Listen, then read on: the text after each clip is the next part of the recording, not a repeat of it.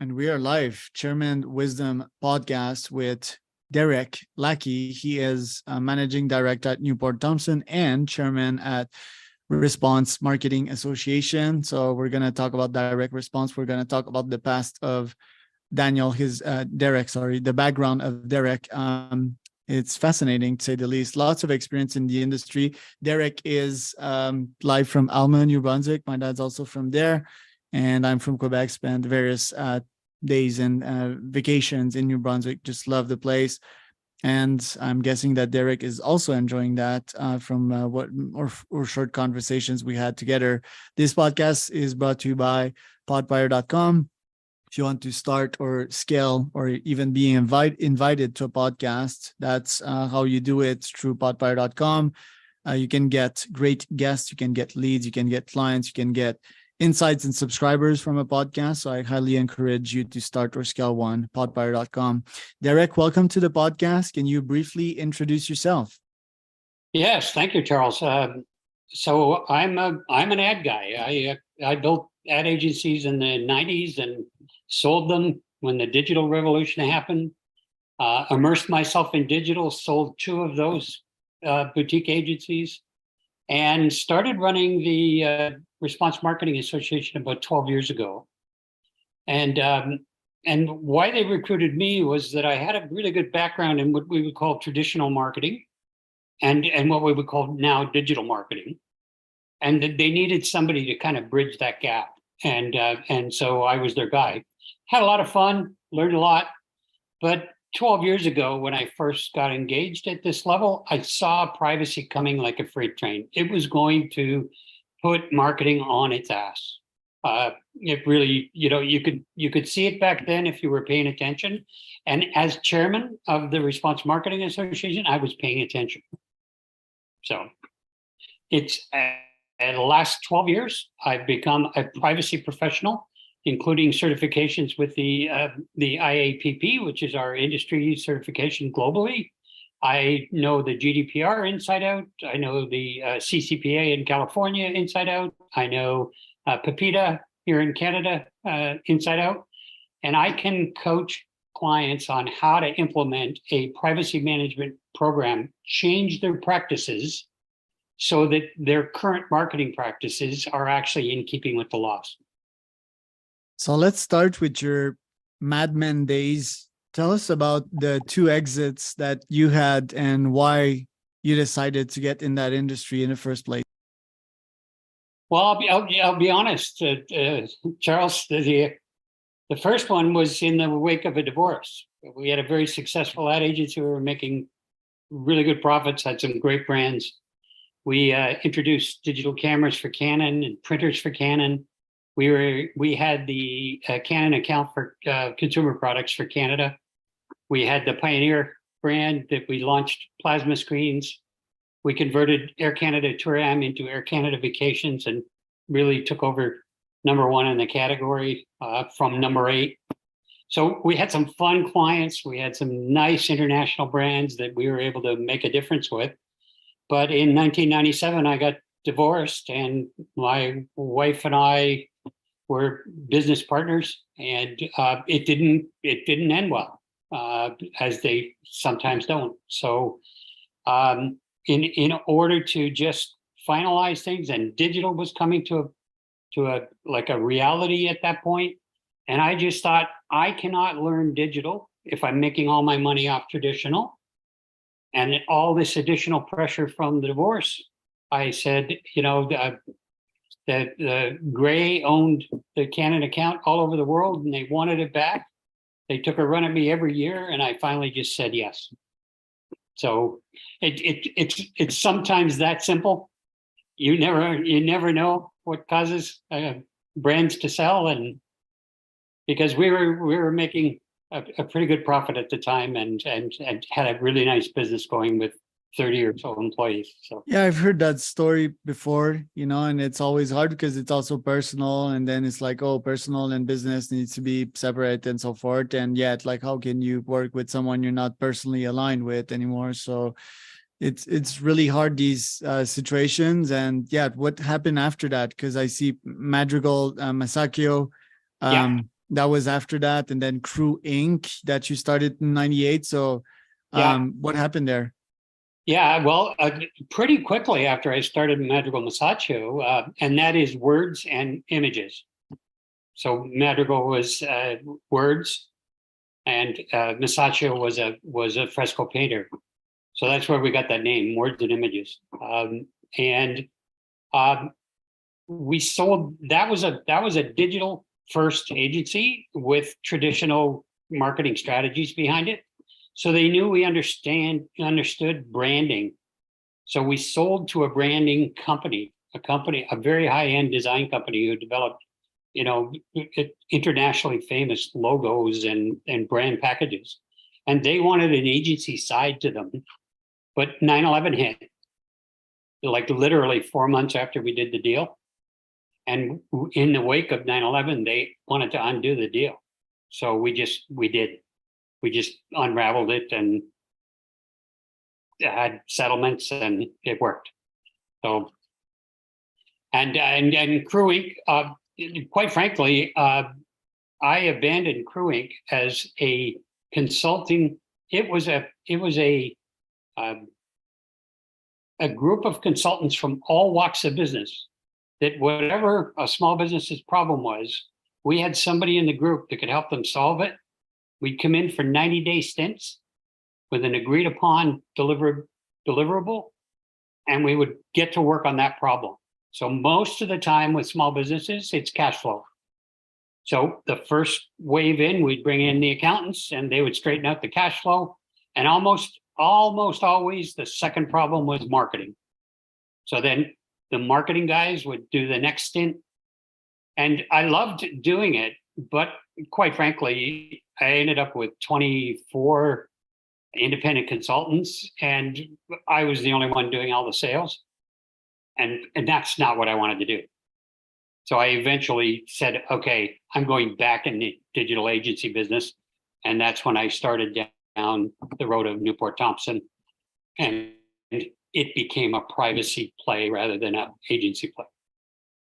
Right. Talking about A privacy. long, convoluted road to an easy. Yeah, well, I mean, that's life, right? It's really chaotic, life left and right, and it's never like linear growth. That was Right. all in the Toronto area, right? Like that. That's correct. I spent all my adult years. I was born and raised in Ottawa, but I spent all my adult years in Toronto. And yeah, all that business activity. I only moved here to New Brunswick during COVID because, I had worked from my home office for 20 years, but people finally got that was okay. Right. So I felt very comfortable moving here. I have a beautiful view of the Bay of Fundy from my deck that I get to look at every day. And I didn't have anywhere in Toronto where I had that view. So yeah, no, for sure. It's for those that don't know, Bay of Fundy is, yeah, it's like the sea and it's beautiful. In New Brunswick, very chilled life. Let's talk about privacy, GDPR, can spam. I mean, I send cold email all the times. That's like one of my actual agency.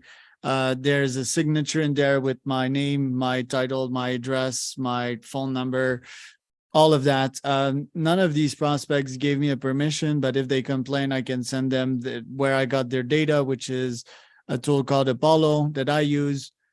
So what am I missing here? And what would be like the checklist of stuff one would need to take care of to be legit in all of these countries, generally speaking? a great question. So in Canada, you won't be legit because cold calling via email is no longer legal under Castle. But fortunately for you, Castle is not being enforced. So it doesn't matter. As long as you're being fairly respectful and not causing tons of complaints, you're probably going to be fine. So I would say you've crossed the line a little bit, Charles, but not enough to be an obnoxious marketer. You're just using email and trying to connect with people, and you're doing it in a respectful way. And if they say stop, you stop. Right? Yeah, I have an unsubscribe button too. Also, I need to mention that. That's very good. So technically you're offside because you don't have consent to send, but again, it's just not being enforced. This government. Now, if the government changes, I would pay attention and make sure that. So the interpretation for you on that, Charles, is that when you're emailing Canadians, you've got to be more cautious. You have to have a basis of consent, and we can talk more about it offline. But I can coach you in how to build lists legitimately. So you're allowed implied consent under certain circumstances, and you're allowed what's called conspicuous consent, which is another form of implied consent. Which if I've publicly displayed my email address on my website, or you can go ahead and email me. If you're emailing me about a topic related to what my website says we're talking about. Right. So there are ways around it, but you have to understand the law in order to set up practices that are coloring inside the line. But right now, quite frankly, a law not enforced, it's like a jaywalking law. Right? As long as nobody's enforcing it, we all tend to jaywalk. What about GDPR? Still the same or much more severe? Yeah, the problem with the GDPR, in my opinion, is that they've got way lower hanging fruit than worried about us emailing people. So it would be less the GDPR and more the e-privacy directive in the EU that you would be concerned about, because that's the one that impacts direct marketing tactics. And you're not doing it on enough volume, in my opinion. You're not doing it on enough volume to really be too concerned about it. But if you start to amass millions on your email list and you're blasting them regularly, you should probably get some good counsel as to how you might minimize the risk. Right, because the formula, generally speaking, for those listening, is sending good stuff at a smallish scale if you want to avoid trouble. If you want to get into trouble, send crap at scale. You'll get complaints that will be funneled to the government. You'll get on the desk of like an inspector or something, and that inspector will enforce stuff on you, send you probably a warning if they're nice. If they're not having a good day, they can sue you straight up, right? Is that how that works? No, they send you a notice to produce, and now you have to prove that you had consent or didn't, and that could lead to a fine. But there's a probably 6-month investigation, and every client that we've engaged with, that was the most expensive part, not the fine, but the actual having to pull all the resources together and prove everything and go through the investigation. That was like stressful for most of our clients. Right, because they never know what to expect. Will it be a fine per subscriber? If they have 2 million, let's say $5 per subscriber, that's like 10 million. So they never really know. But at that stage, how do you work? Do you work with lawyers on your side? What's your role in that equation? Now, so we would be a great alternative to a privacy lawyer because we don't charge the rates to privacy lawyers. So we can help operationalize a privacy management program. And where we need a legal opinion, we absolutely advise our clients to go get one, and we actually recommend some specific lawyers who really know this space inside out. So we've worked with a few of them, and somewhere between lawyers at $750 an hour and us at $200 an hour, you could put together a program cost effectively with the right counsel from both privacy professional and a legal opinion. Right. And at $200 an hour, let's call it 40 hours per week, especially if they're in crisis mode, that's like $8K per week and $32K a month. Do you often have these contracts, and do you have like multiple running side by side? Like, what's a good estimate of your time spent nowadays? Yeah, we we do have multiple clients, and what we typically do is do a statement of work on what we're going to accomplish over a set period of time, and we allocate the number of days to that. And so we say this is going to take 10 days over 6 months. So you pay us a day and a half a month, for example, right? Right. Okay. And do you specialize in some niches like software? You and I the other day, we were talking about your Commodore days. By the way, I studied them on their Wikipedia. Quite interesting company. But like, do you specialize in one industry more than the other? You know what? It just seems because data management and data governance is such a key part of publishing, online publishing. We have worked with an awful lot of publishing companies around the world to make sure, and software development, believe it or not. So as they're developing apps and software to make sure that they're being GDPR compliant and not breaking the law on behalf of their client. Right. And even before breaking the law, like how do you write copy that is not annoying? Because I fancy myself as a good copywriter. I personalize my copy at scale, and scale is not like real scale, right? But it's still significant for my company enough to get 75 meetings per week, which is quite a lot. So I must be doing something that works here. My emails are short. I try to interrupt patterns. I talk about problems that they face in their industry, and I go with an offer they can't refuse. For example, this podcast, right? It's definitely win-win. I can't see how it wouldn't be win-win. How do you write copy that appeals to your prospect, quote unquote? Well, you start by standing in your prospect's shoes as to what they might want and need on a daily basis, rather than what you need. And I believe that you're tapping into that, Charles. You're actually realizing that you've got something that lots of people need, and you're writing for them, not for you. Yes, it serves you. But most copy that you're seeing online today in digital marketing, it's all about me, and it's not about your needs. And it's starting to drive me crazy, because I think what happened in the 90s transition to the 2000s was a lot of marketers didn't understand the internet and online and software. So they hired young people who didn't know marketing, but they knew that. And now those guys are running the marketing departments, those guys and gals. And I'm very concerned for the future of marketing, because I think we've gotten away from, you know what, every interaction with the client, you need to tickle them pink. That's the background I have behind me, tickle them pink. Like, stop annoying your prospects, stop frustrating them, stop pissing them off, stop stalking them around the internet. That is just not good marketing on any level. And you know this instinctively because you're a good marketer.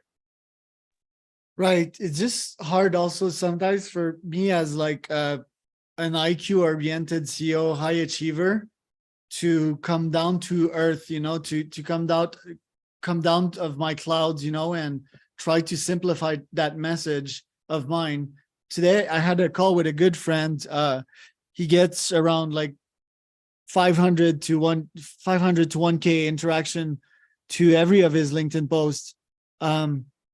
I get like 3. and apparently that's because the LinkedIn algorithm won't recommend my stuff because it's like a bit too intellectual. I'm trying too much hooks there. And I tried to model that after, like an entrepreneur intellectual favorite of mine, Naval Ravikant. It's like aphorisms, right? Like short sentences that have a lot of wisdom. And I realized that, my audience and CEOs, namely, like I thought they would be smarter, but maybe they're not, or maybe that most majority that I reach out to are not, so the lessons I've got from that is to simplify my content, to make it like to make it more readable with emojis and to come down my clouds, and a strategy that I use for that is I just I copy paste my text to GPT and I tell it to simplify the message, make it more appealing, more understandable. Also, English is not my first language, so sometimes I might not communicate the best way that I can. But what do you think about using AI to filter your message in some cases? Do you think this is mostly good or mostly wrong? Yeah, that's a great question.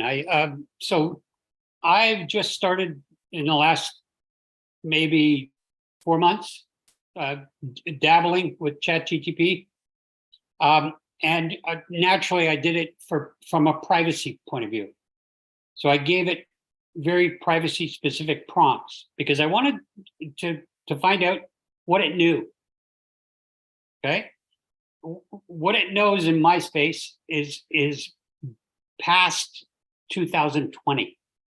So all of its training was pre 2020. Most of the changes that have happened in privacy and data protection are after that. So it becomes way less valuable to me for content. But I have used it to help me start articles. So I'll put a specific prompt in, and it will give me a pretty good base. Now I've got to watch that. I think about, I would say it's 65% accurate in my space. You need to determine, being an expert in your space, how accurate it is in your space. And I think that's where the human element comes in. It can be a great assistant. Instead of sitting there with a blank page, you give it a really intelligent prompt, the way a client used to give an ad agency a good brief. And the ad agency's got a good chance to come back to you with some really good creative and really good campaign ideas, right? Same with AI. You give it a good prompt that's well written, and you're able to assess its response because you're an expert in your space. Now you've got a nice magic thing happening. But if you just did it and remove the people, we're way too early, in my opinion. We're way too early. And in fact, maybe we should never get to that point where we can just remove the people, because there's always the human element and judgment that's required. And I'm not seeing the day, certainly in my lifetime, where AI is going to completely take over like that. But it can be very useful as a tool to the average person today. Right. Well, That make Derek, sense? yeah, it does. Actually, I'd love getting these different perspectives from folks of all walks of life and experiences. So thank you for that. Where can people find out more about you? I'm at www.newport-thompson. That's no P in Thompson. You can see my logo in the right corner. And you can reach me just at dlackey at newportthompson.com, or Derek L at theresponsema.org. All right. And I respond pretty good to email. And I'm on LinkedIn pretty much all day. all right. Thank you for that. And I'm Charles Cormier, your host, CEO Wisdom Podcast, Chairman Wisdom Podcast. So really glad to have you on today, Derek. If people want to start or scale or be invited to podcast, they can go to